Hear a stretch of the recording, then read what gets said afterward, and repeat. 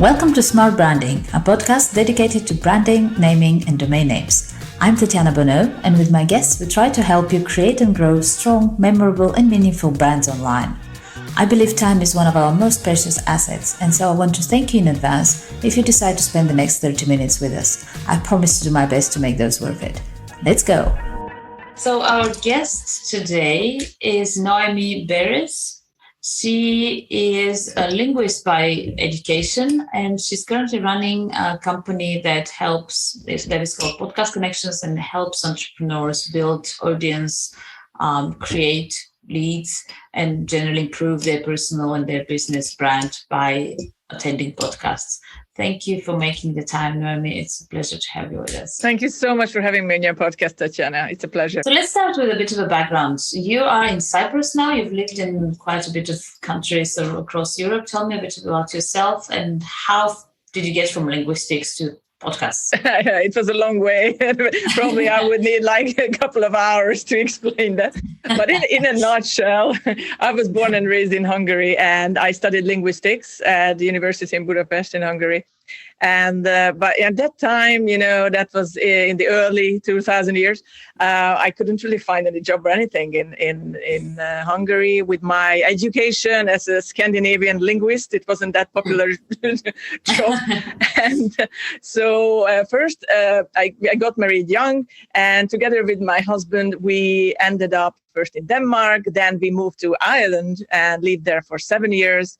That's where we established our first online business. And in the past almost 12 years, we've been living in Cyprus now. And to answer your question, how I ended up doing, from linguistic to podcast connection, in the past 15, 16 years, we've been working in the online marketing world, in the online travel industry.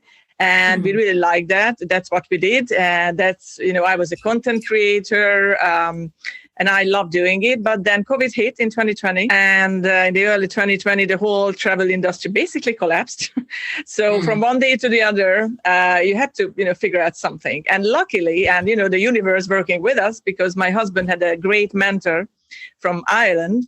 And he told us that podcasting is the future, especially during COVID, and everybody's so isolated and so far away from everything.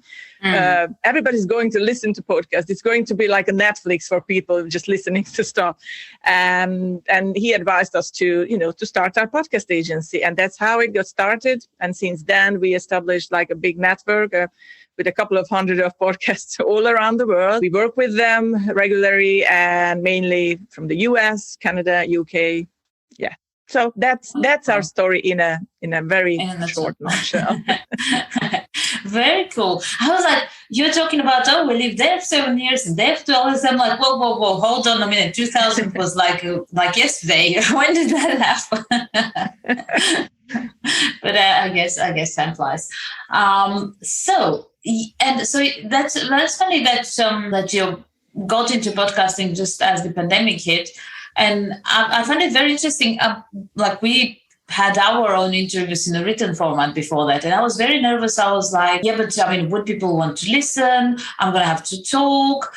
It's kind of, it's recorded, but it's still a moving live conversation. There's going to be more effort to, make it work and edit it. And actually, since we started our podcast, we've had a lot more interest both on the participation side and on the listener side, and the conversations are nothing compared to the written ones. Like the things that you get to talk about and that you find like talking to people. So I can totally see, why podcasts are getting more and more popular. Yeah, it's like 2.5 million podcasts in the world.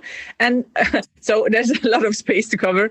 And what we noticed that during COVID, it was really, really popular. But then since then, a bit, slowed down. The pace got a bit slower. But then they're going to stay them forever, because they create evergreen content for Google, for everything. So your name is going to be out there forever, basically.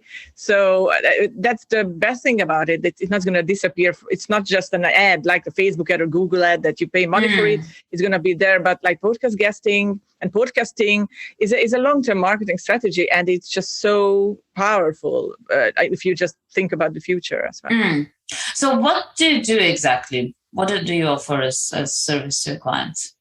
It's a done-for-you service, what we provide for our clients. Basically, we do everything. When you have to fill out lengthy forms, you have to send out emails to the host, we do the booking, we just look after them and we organize everything. All they have to do is just appear on the day of the show and do their interviews. So that's what we do. We save them, time, most of the time, because that's so important for them, so they can look after their business and just leave organizing their podcast interviews to us. That's what we do. And what do you feel are the most, because you've been doing this for quite some time now, and you're working with a lot of entrepreneurs, and on the other side with podcast hosts, what do you feel are the most common mistakes that both make when it comes to utilizing the power of podcasts for improving a business? If I think about our clients and people being podcast guests, I think the biggest mistake is that they don't use the content they created with the host, with the podcast host, because you have the interview and it's so cool. And okay, if you're lucky, they're going to maybe share it on LinkedIn or Facebook or somewhere, but they're not going to use the interview evermore. And they're waiting for the result to come. It's like, okay, I've done this interview and I want leads and I want sales from it. It's like, that's not going to happen. That doesn't work like that. It's just, I just actually counted my podcast minutes or hours, what I did so far as podcast guesting. I started year before in I think 2021, and I have almost 6 hours content. So if you have this content, you can cut it up, you can repurpose it. It's not a nice word, but yeah, you can repurpose it. You can make audiograms, videograms, you can make quote cards, anything. And I can share them like podcast interviews I've done or my clients done today or tomorrow, because it's evergreen content. So use the content that you have in your hands, because that's powerful and that's so important. I think that's the biggest mistake, that people just share it once and, oh, I'm happy with it. That's fine. I'm just waiting and something's going to happen, and it won't, because the podcast host, sometimes the podcast host will provide you with audiograms and content that you can share, but just do your own work as well, because you have this same aim to the same goal to work. Absolutely, definitely agree with that, and I've kind of even been guilty of that myself. But I have to say we're getting better. But definitely, and to support that, I'm going to tell you that on our side, when we started, we were like, okay, what are we sharing? You always need content. You want to keep your audience engaged. You want, when people, come to your social media or to your website, to have relevant, fresh content. And now we have the other problem. Actually, we have too much content. It's like, oh my God, how are we going to, share all of that? I've actually posed my invites, because we have a small team, and they're targeting people that are suitable for our audience and inviting them. And in January, I was booked until March. And I was like, okay, hold on a minute, because that's we have too much there. But yeah, it's been absolutely great. And on the podcast host side, I'm gonna use that opportunity, and I'm gonna say my mistake that I find often, since I've been guest on some podcasts. And I think it's important for people to know, I've been guest on a few podcasts that you do the show, then you go away and they disappear. And you're like, at some point a month or two later, you remember, hey, I was a guest on that podcast, and I had to go to their website and it's been published for I don't know how long. And they didn't tell me. And I'm like, why? That's just crazy, because I want to promote it as well, and I've spent my time doing it, so I'm curious to see what happens. And that's a similar mistake, but on the other side. I agree with that. Yeah, I seen that. I seen that problem with podcast hosts, that they just forget about it. But I would say like 80% of the hosts we're working with worldwide, they do send a reminder to the clients and to me as well, that it's, it's up and live. But obviously, it's not going to happen with everyone. So sometimes you have to follow it up. Or it also happens that some podcasts, they just have such a huge backlog that they can't keep up with it, and they're never going to publish it. And that unfortunately happens too. But, we are all human. We make mistakes, and that's part of the job. Well, I guess that's part of your job as well, chase people around. Yeah, and it's part of our job too, that, we always hold our client's hand, and it's like, if something is canceled or it's not going to happen because the it happened before that the host actually stopped the whole podcasting. It's like, I'm fed up with it. I just stopped it. So you have to replace that interview with another one with the same value. So yeah, it's part of our job. So we just take it day by day and part of the process. And what are some tips, if you can sort of share some tips for entrepreneurs who are like first time or are just starting to consider appearing on podcasts? And I'm sure like a lot of people are nervous because it's, you're putting yourself out there. Sometimes there's video, not just audio, etc. You have questions that are, asked on the fly. And also in terms of whether and how it does affect their business and their image. First of all, they have to do their lesson and do some research about the podcast they want to appear on. I mean, take your time and listen to a couple of episodes because you appreciate the host as well and their work, that at least you know what it's all about, what's the podcast all about, because I heard that from hosts before that someone's appeared on the podcast like, so what's this podcast all about? And that's not a good question to start with. You have to do your lesson and have to do your research. iTunes there, Spotify there, listen notes there. Do some research, listen to a couple of episodes so you know what you get yourself into. And that's very important to do. And there's so much stuff online that you can do and help with your research. So that's fine. And afterwards, it's also important to start to build a relationship with the host. And that usually starts with an email. So you have to make your email stand out and be unique, because the hosts, like podcast hosts, they're getting like an awful lot of emails during like a week, a month, and they just don't have time to answer all of them. And never forget to follow up those emails when you reach out to someone, because it's also important. They may, they didn't have time to read your first email. They will check your second. They went into a spam folder. Anything can happen. So it's important.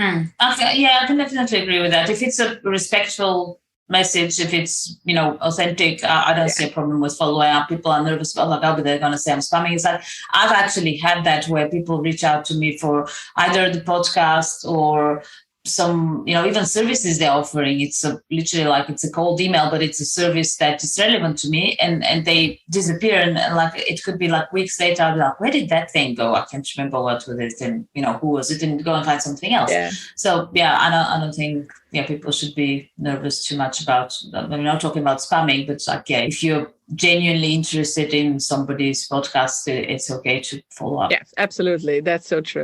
How do you feel podcasts have evolved over time? Because there has been we're going back to like radio shows even. So in a way it's like a rebirth, but in a much lighter format, easier to access, easier to produce because of technology now. It's funny because everyone has a podcast now. So if you're on a business, you have a podcast. If you wrote a book, you have a podcast.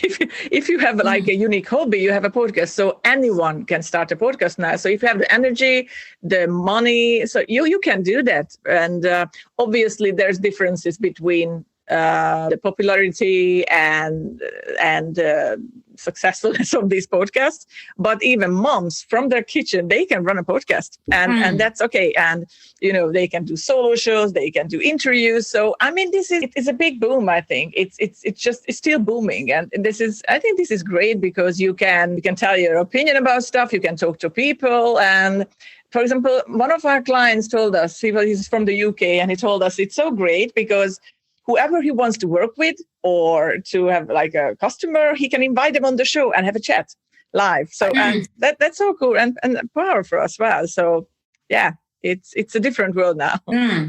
Oh yeah, that's something that's very cool from your client actually, because people usually invite. I mean, obviously you want to invite people who are relevant to your audience, but you can invite people that's like in the back of your head. You're thinking that would be cool to work with those people because it's a very light conversation. And I've actually had that. I've had guests, and like after the show, I would go and like try their service or product or whatever it is, because we're not selling to each other. We're just talking, like people do. Yeah. That's a very, very idea as well. What else did I want to ask? Yeah, when people start going into that podcast idea to with the thought, like not just to have some fun, but to improve their business or their personal image, to generate some traffic, leads, etc. How should they target the podcasts that they want to appear? And is that something that you cover as well? We can always help, obviously, them to target these people. But when you do it alone, I mean, it has to be in your niche. It's just so important, because some people just focus on the number of listeners or the ratings on iTunes, everything. And that's important. I'm not saying that's not important. That's also an important part.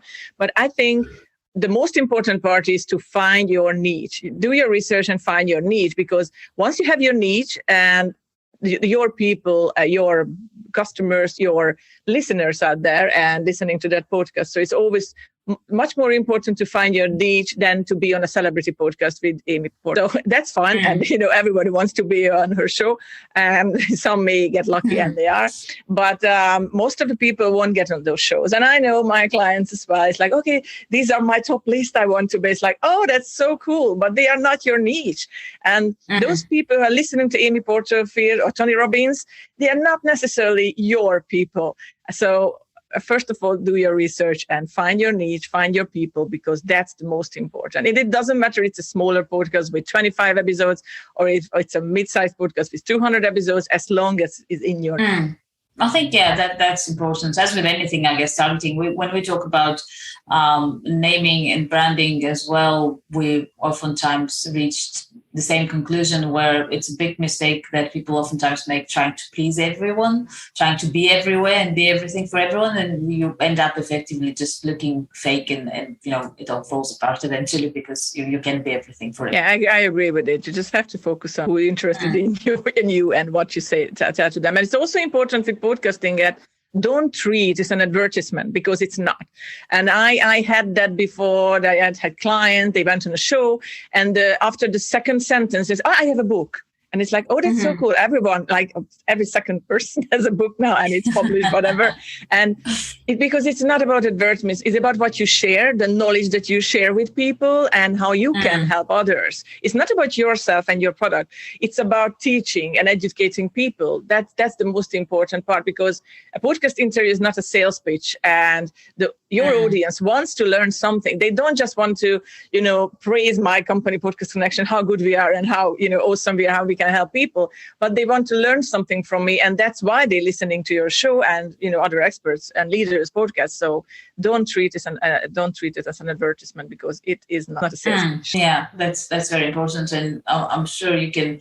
I have to say, I've only had one guest that was like that, and I was like, oh dear. It's like, I know, and I do actually, when I invite people, I am aware, like I want. It's not that I want them to, the idea is I want the audience to learn from them, and I want the audience to know what they offer in case they, like I always ask, I'm going to ask you now, what is the ideal client for you? What is do they have to have certain location or size of their business or niche? And that's because I want my audience to be able to reach out to you if what you're offering is relevant to them. So I'm helping them to identify that. But it's very different from, you coming up and saying, so I have this service and click here and do that. Yeah. So on that, what is the ideal customer for you? So who would benefit the most from your services? It's either female, male entrepreneur. We work with both parties, who is happy to share their knowledge, and they have some kind of expertise when it comes to podcast guesting. But we do work with like beginners too, and we help them to develop their topics, that develop their bio. So we're not solely focusing on people who are like, top-notch keynote speakers. We do have those as well, but we do have beginners as well. So we are not picky or anything, as long as we can work together, because that's such an important part for me, because I like working with people who I like personally. And the people we are working with, we have a great relationship and we don't have problems with them. And it's so important. One of my clients told, I've said that on an interview, it's like, work with people that you love, because that's so important. Otherwise, your job is going to become a nightmare. So we have to be on the same, vibe, and we just have to see things in a similar way. Plus, I don't really like working with people who try to micromanage an agency, and they treat you as their assistant or VA or anything like that. And, we have the, kind of expertise, what we do, and you have your expertise, but leave this thing to us, because I try to help you with my best knowledge and with our background and experience.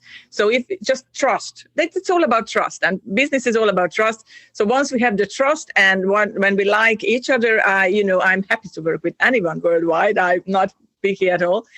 And so, but most of our clients come from US, UK, not many Europeans though. But I love working with Americans. I'm guilty as charged. So they are very easygoing, and I love American clients, I have to tell.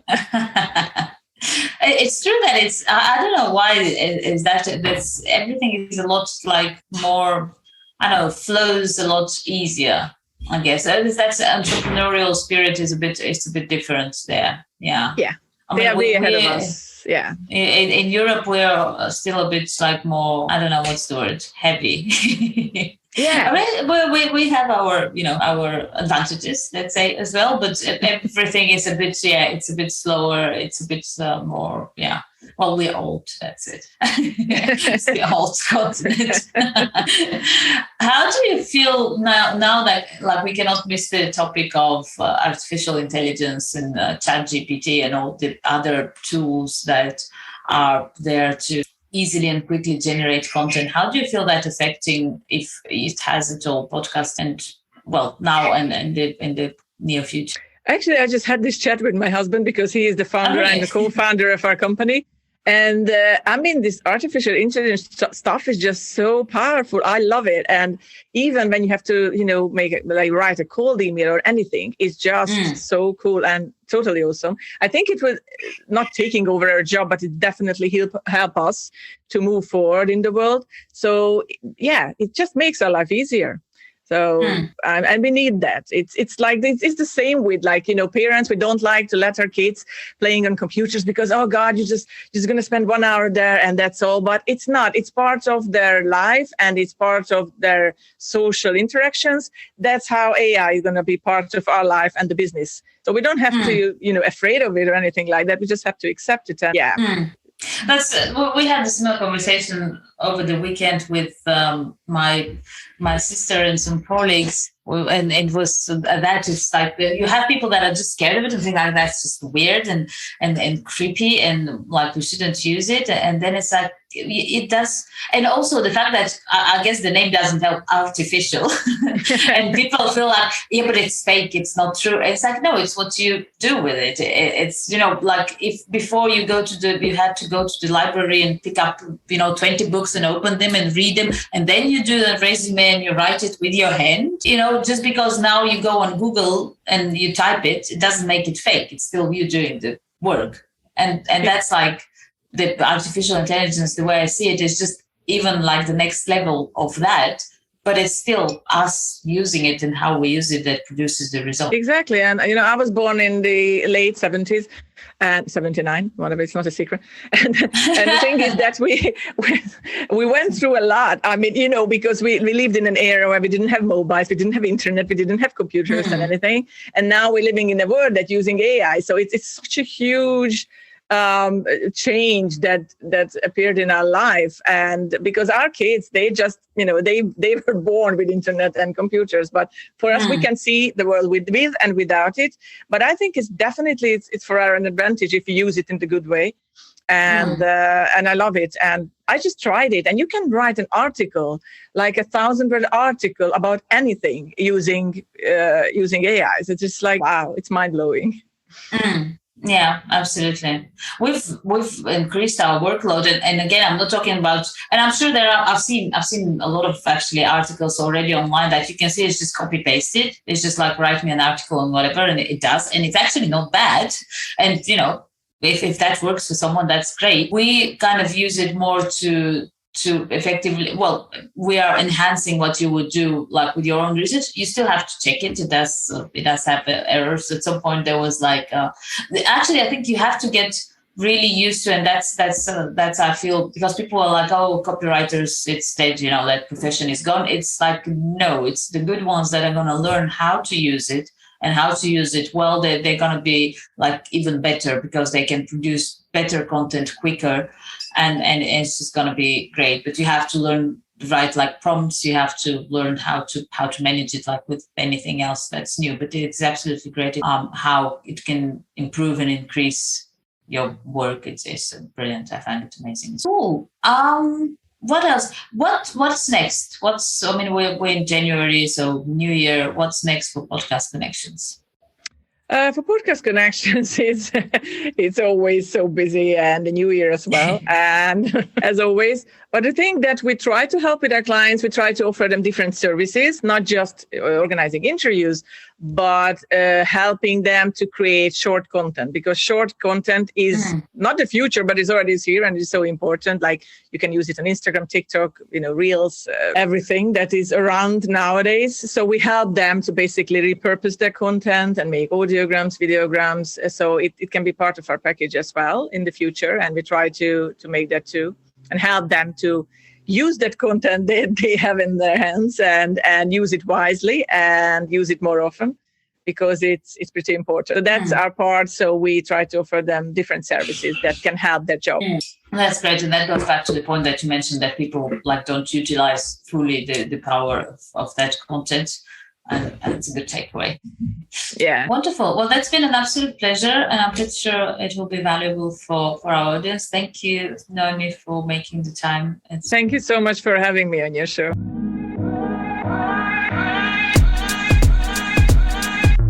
Thank you for joining us in this episode of Smart Branding Podcast. Feel free to visit smartbranding.com for more information, and reach out if you have any suggestions, questions, ideas, or just want to learn more about how a good domain name strategy can help you build a strong and successful brand. See you next time.